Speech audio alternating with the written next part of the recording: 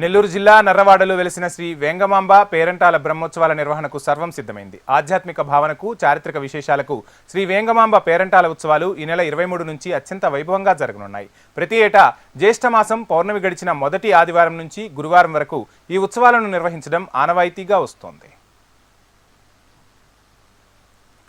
వలసవాసుల ఆరాధ్య దైవం మెట్ట ప్రాంత వాసుల కోర్కెలు తీర్చే కల్పవల్లిగా పేరుగాంచిన వెంగమాంబ పేరంటాల ఉత్సవాలకు ఆలయం ముస్తాబైంది.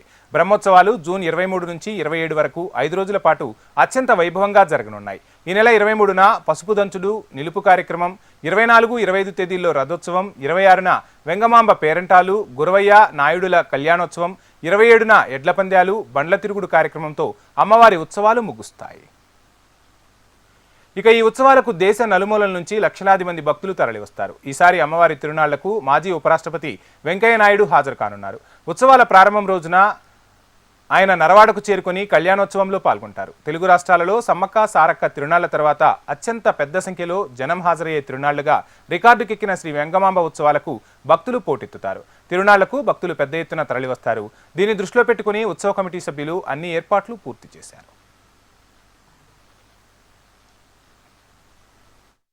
ప్రతి ఏడాది నరవాడలో వెలిసి ఉన్నటువంటి శ్రీ వెంగమాంబ పేరంటాల దేవస్థానంలో బ్రహ్మోత్సవాలు అంగరంగ వైభవంగా జరగనున్నాయి. దానికి సంబంధించినటువంటి అన్ని ఏర్పాట్లు ఇప్పటికే పూర్తిగా వచ్చాయి. ఈ ఉత్సవాలు ఈ మాసం 23వ తేదీ నుంచి 27వ తేదీ వరకు జరగనున్నాయి. 23వ తేదీ నిలుపు పసుపు దంచు కార్యక్రమం జరుగుతుంది. 24, 25 రథోత్సవము మరియు అమ్మవారికి సంతానం లేని వారు వరపడటం జరుగుతుంది.